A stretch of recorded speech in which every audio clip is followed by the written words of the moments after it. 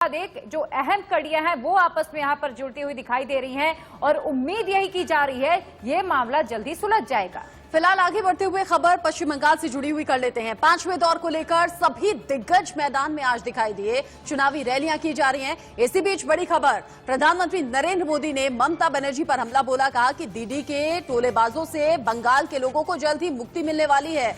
आधे चुनाव में दीदी के जाने का रास्ता पूरी तरह से साफ हो गया। प्रधानमंत्री ये दावा करते हुए नजर आए कि शेड्यूल कास्ट को भिखारी कहकर अपमानित ममता बनर्जी ने किया और इसी का नुकसान वो उठा रही है। बिल्कुल, और एससी समाज को दीदी वोट डालने से रोक रही हैं। पीएम मोदी ने आरोप मढ़ा कूच बिहार में जो कुछ हुआ है वो दीदी के प्लान का हिस्सा था। चूंकि कूच बिहार में आपको बता दें मतदान के दौरान 4 लोगों की मौत हो गई थी और कहा यह जा रहा है एक दूसरे पर आरोप प्रत्यारोप का दौर भी लग रहा है। टीएमसी कह रही है बीजेपी के चलते ऐसा हुआ है, लेकिन आज प्रधानमंत्री मोदी ने कहा कि ये दीदी की सोची समझी साजिश का हिस्सा था। 10 साल जिस तरह बंगाल में सरकार चलाई, उसने हर विरासत का अपमान किया है। आपने राजनीतिक हितों के लिए बंगाल के लोगों की हत्या, अपने तोलाबाजों को फायदा पहुंचाने के लिए बंगाल के लोगों से लूटपाट, अपने सिंडिकेट को ताकतवर बनाने के लिए बंगाल के लोगों से विश्वासघात, दीदी के 10 साल के काम का रिपोर्ट कार्ड सिर्फ और सिर्फ यही है। साथियों, हार की बौखलाहट में दीदी और उनकी पार्टी के लोग अब हर सीमा तोड़ रहे हैं। दीदी के नेता खुलेआम बंगाल के एससी, एसटी, ओबीसी वर्ग को गालियां देने लगे हैं। आखिर क्यों? सिर्फ इसलिए क्योंकि वो बीजेपी को सपोर्ट करते हैं।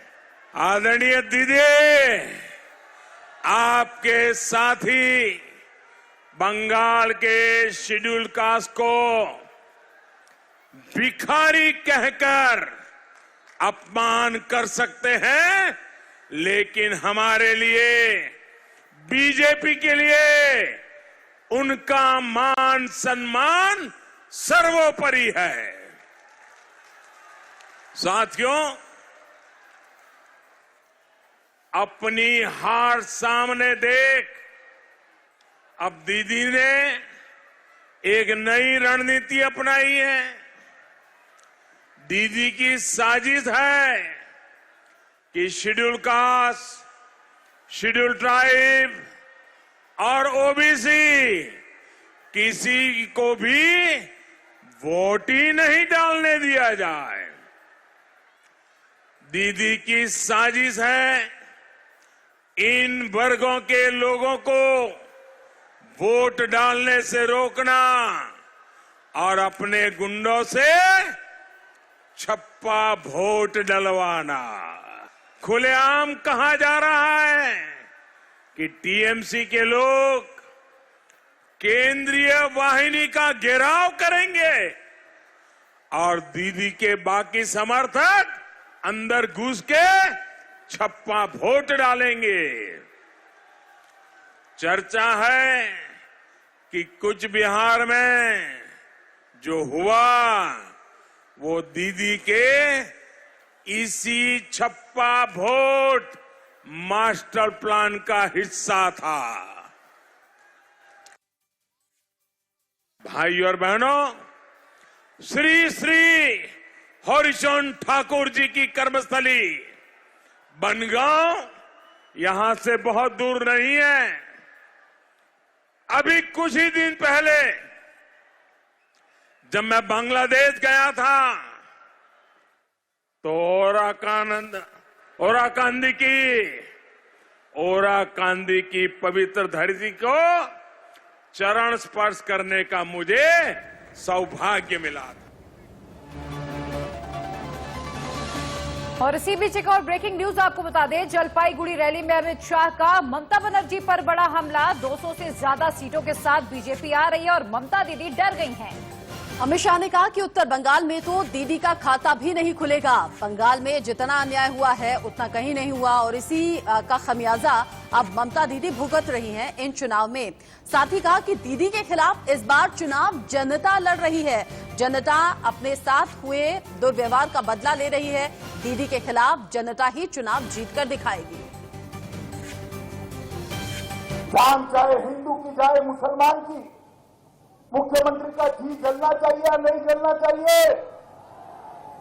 तो 4 लोगों के लिए तो आप आंसू बहा रही हो दीदी, हमारे आनंद बर्मन के लिए क्यों आंसू नहीं आते? मौत में भी रात दीदी करते हैं और यही तुष्टिकरण बंगाल को ले डूबेगा। मुझे बताओ भाइयों बहनों माताओं, इस बंगाल के अंदर घुसपैठ रोकनी चाहिए या नहीं रोकनी चाहिए? जोर से बोलो, रोकनी चाहिए या नहीं रोकनी चाहिए? ये घुसपैठिए मेरे युवाओं की नौकरी ले जाते हैं या नहीं ले जाते हैं? जोर से बोलो, ले जाते हैं या नहीं ले जाते हैं? गरीब का चावल ले जाते हैं नहीं ले जाते? उनको रोकना चाहिए या नहीं रोकना चाहिए? दीदी रोकेगी क्या? रोकेगी? 10 साल तक रोका है क्या? रोका है? अब बड़ी नेत्री जाती है तो बड़े मार्जिन से विदाई देनी पड़ती है। तो बंगाल में भाजपा की सरकार बना कर सिर्फ नहीं चलेगा, 200 से ज्यादा सीटों के साथ भारतीय जनता पार्टी की सरकार बननी चाहिए। पीएम कह रहे हैं कि आधे चुनाव में ही टीएमसी साफ हो चुकी है। अमित शाह कह रहे हैं 200 प्लस सीटें हम जीत कर आ रहे हैं। आखिर वाकई में रिजल्ट्स क्या हैं? 2 मई का इंतजार हम सभी को करना होगा। एक छोटे से ब्रेक का वक्त है, लौटेंगे।